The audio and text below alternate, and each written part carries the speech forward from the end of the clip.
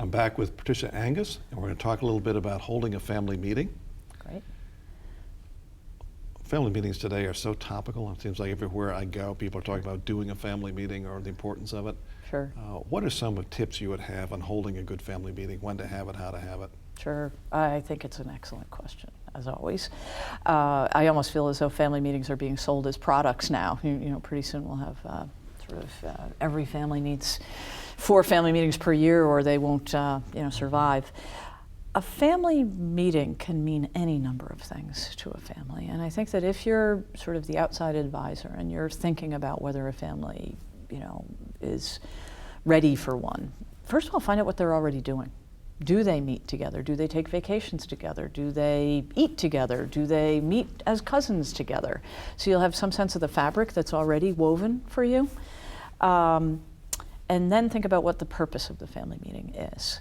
And I think you have to think about whether the meeting is going to be something where something has to get resolved or not. And I think that you have to have the realization that family meetings will ebb and flow and will have different purposes over time. So sometimes when I start to work with a family, my goal in the first family meeting, frankly, is to have them enjoy it enough to come back for a second family meeting. And to understand that there are any number of things that they have to address together. And so it could be something as simple as, how do we handle a family home together? How do we handle a family member who's ill? How do we handle a charitable giving plan that we're going to set up?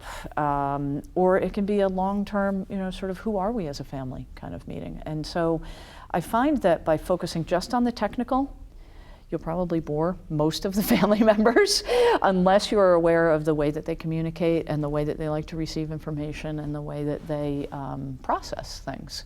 So I'm very attuned to the process of a meeting and how you're going to set that up.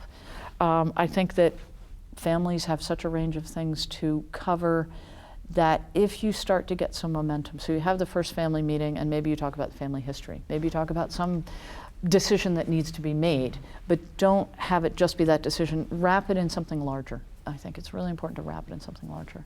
I'm not convinced that every family is ready to meet in a sort of formal setting. I think that sometimes you need to be very aware of how much time they can spend together for one reason or another and how much time they can focus on something. So you might have to just do 15-minute increments to start. You might have an hour, you might have half a day, it might be 2 days. But being attuned to that, which gets me to the idea that not everybody is capable of running a family meeting, nor is every family sort of in need of the complex family meeting that you read so much about.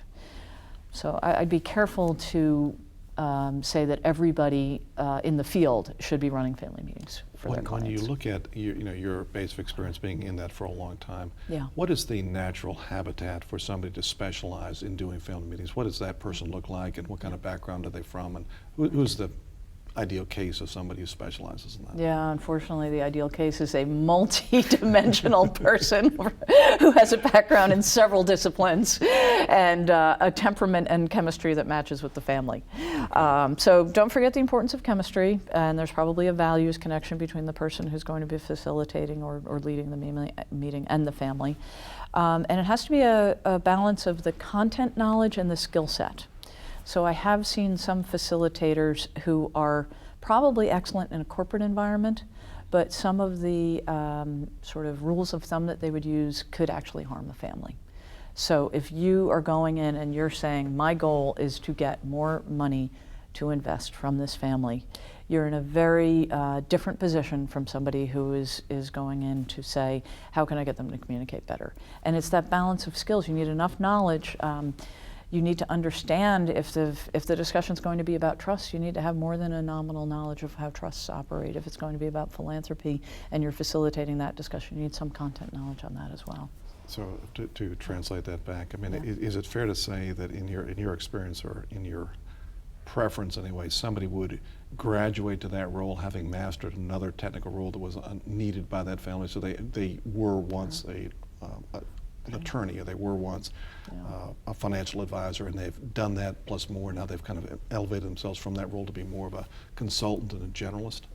I think so, because it's as much art as science. about what works, and there are some innate skills, but there's also skills that you need to develop. Self-knowledge is really important, and knowing when you might be getting dragged into the family's dynamics inadvertently. You really have to do a lot of work on your own. So for me, as a trained lawyer, I've had to do a ton of work at night and on weekends to learn some of the skills and some of the techniques to use, and some of the ways to really keep my ego out of that room. Not that it was always a big issue, but I think that that's something that is really important if you're going to walk into that. And be very careful about what your role is, what your goal is out of that meeting. Were the original people who were known for doing this, were they traditionally psychologists with family dynamics kind of backgrounds? Were they family counselors, essentially? Sure. I think the field originally developed on the family business side. And you had people who were organizational dynamics, or they were, organizational behavior, say PhDs, who ended up working with businesses that they realized had all these family issues. And so they were applying their knowledge from the organizational behavior side and organizational design in some ways. You then, over time, had people who had grown up in their own family businesses, and then they realized, oh my gosh, I need these skills. So they went off and got a lot more expertise. And then there's people like me who really came from the legal background and said, the law can only go so far with this. And if I can't facilitate what happens with the implementation of plans, then I really haven't had the impact that I'd like to have as a professional. So I think you have a mix of that. I do believe you should have a solid technical training behind you. And I think that, psychology, law, something that has an objective, professional, analytical training behind really helps. I think that there are people in the financial services world who either have it naturally or can adapt over. But I think one of the challenges is that so much in the financial services world is about selling, which is persuading as opposed to facilitating. So. Right. As you used the phrase self-knowledge, which is Sure. kind of a tricky thing to claim to have, or True. words like wisdom and Right. all those words are tricky to Yeah. apply. Yeah. If somebody is known primarily for their technical specialization and they see the need for this work, because you can't take this kind of coursework and not see the need. It's totally convincing you have the need. Yeah. What would you say to them by way of caution? Be careful. Be careful about what you don't know, about what's going on behind the family. Be careful of your own good intentions as well. I think that you really have to honor the fact that so many people that I've come across in this field really want to help. And you have to be honest with yourself and honest with the family about where you're helping and where you're not. And I think that's something that is just, it's a driving force for so many people who end up working with families. They've chosen to work with private individuals as opposed to institutions and corporations because they probably have some connection that way, and sort of being honest about that. Self-knowledge, I agree, and honestly, I think anybody who calls himself a trusted advisor is probably, I think trust is earned as opposed to advertised. But I personally had to do a lot of just even, sort of career assessments, doing a lot of assessments of my own sort of skill sets. And one of them I went to said I'd be really unhappy as a lawyer, so that was sort of interesting. And the word that kept coming up when I did those assessments was facilitator. And honestly, if that word hadn't come up, then I would be very cautious about the shift that I've made. I've heard you use the phrase handle or hand off. Yeah. How does that fit? Sure. I think that if you're walking into a family situation that has these complex issues that you're dealing with, how are we going to give together? How are we going to run our business together? How are we going to invest together?